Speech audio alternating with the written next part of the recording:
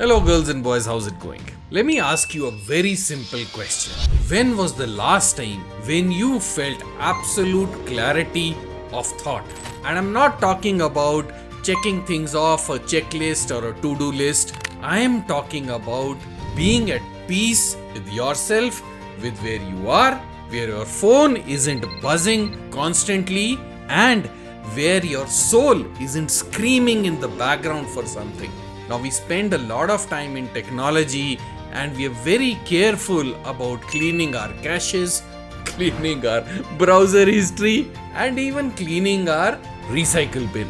But in our mind, we keep opening one tab after the other and keep piling them up. This video isn't a motivational one. This is a practical way on how to bring detox in the sense of mental detox, digital detox, and emotional detox. Because only then can we get some clarity of thought and a purpose to operate our life on.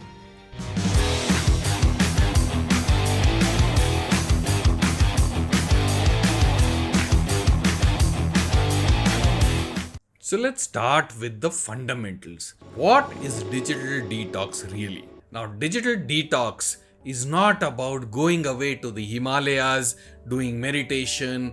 It's not about deleting Instagram. It is not also about quitting your job because there is a lot of stress. It is about being calm and being still amongst all the confusion in your life, because that confusion will keep happening. You have very little control over it. It is about being aware of what's clouding your energy and consciously removing some elements of it, consciously removing the junk that doesn't belong there. There's mental clutter, there's digital noise, there's emotional residue, and then there is energetic entanglements. And unless we clear all of them, we operate from an area called brain fog.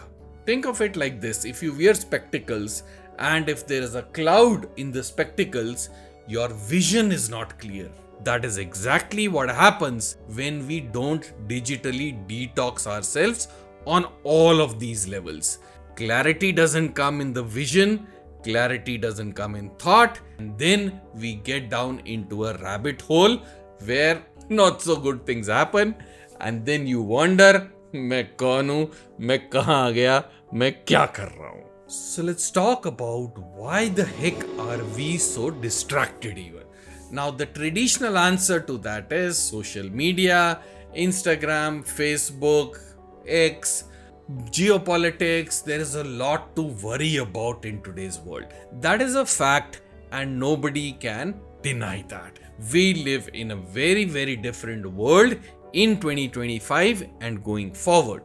Now, having said that, you know that all social media is designed to get your attention and to keep it there. That is how these things are psychologically structured.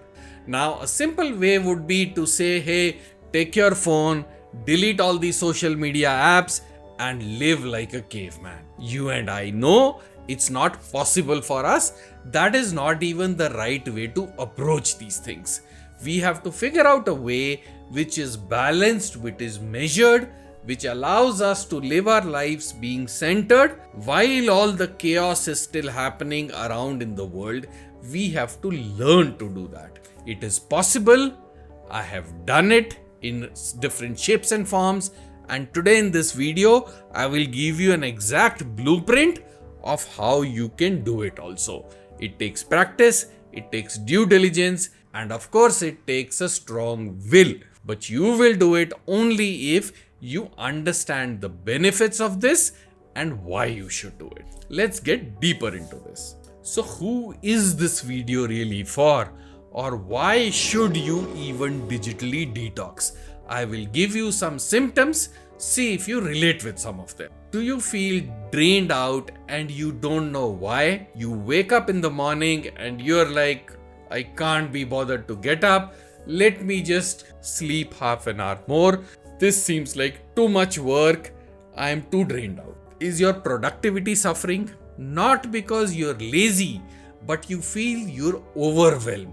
There is so much work to do, so many things to do. Wars are breaking out all over the world, natural calamities are happening, 100 things keep happening all across. How the heck do I focus on my work with all of this stuff going on? Do you feel like you have almost forgotten what the joy of working and the joy of stillness used to be? Do you want to feel focused again without going to the Himalayas, to a meditation retreat, to a digital detox retreat? How do you do all of these things living your day-to-day life? If you're in tech, DevOps, cloud, software engineering, even if you're not in software, your biggest breakthroughs don't come when you are deep down at work. They come in moments of quiet awareness. And these breakthroughs could be breakthroughs on your life, on technology, on direction, on clarity of thought. How do you actually detox? I'll give you an idea which I learned from an Indian YouTuber called Ankur Warikoo. Ankur talks about scheduling your distractions. And I really love that point, and I've also done it for myself. The traditional wisdom is that you should stay away from Instagram Reels and Facebook and social media, stuff like that, because the moment you open it, they suck you down. But the reality is, some of those cringe reels are really fun to watch, right? So what Ankur recommends is schedule a distraction time in your calendar. Maybe a half an hour, maybe a 45 minutes block, whenever it fits your schedule. And in that half an hour, 45-minute block, go all out and watch all the crazy, cringy stuff that you want to watch. Be completely guilt-free.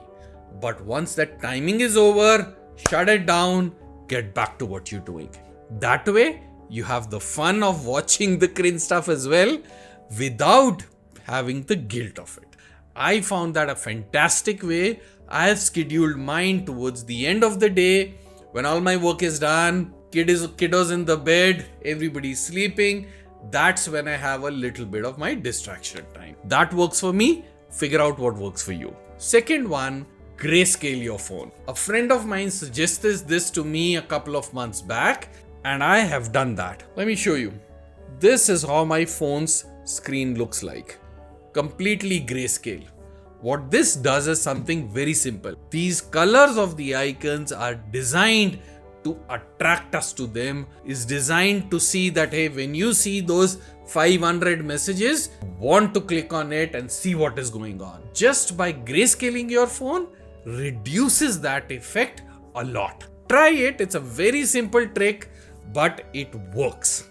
Another simple way of detoxing is to keep your phone not next to you while you sleep.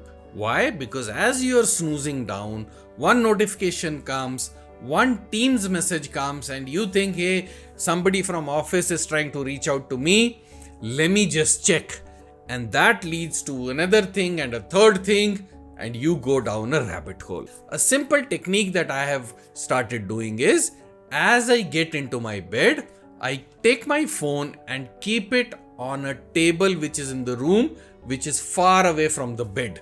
So even if a notification comes up, to pick up my phone, I would have to get out from the bed, walk a couple of steps and go there.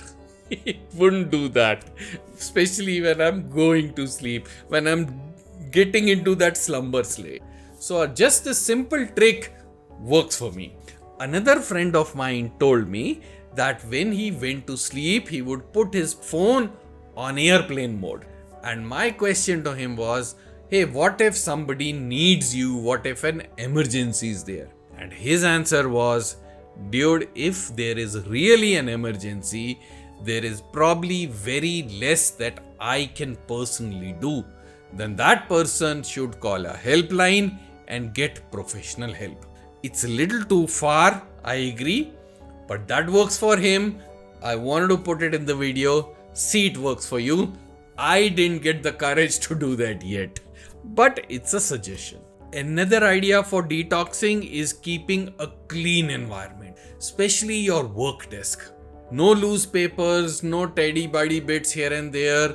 Just organize your stuff, because the more it is visually appealing, the more it is appealing for the brain, the more clarity of thought you get.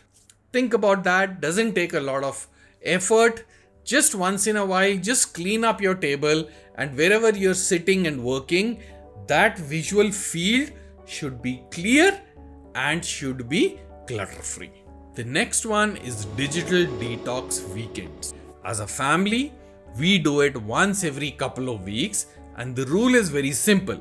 On the dining table, we keep a box, and all cell phones, tablets in the house get into that box. The only rule is you can take out your phone only if it rings.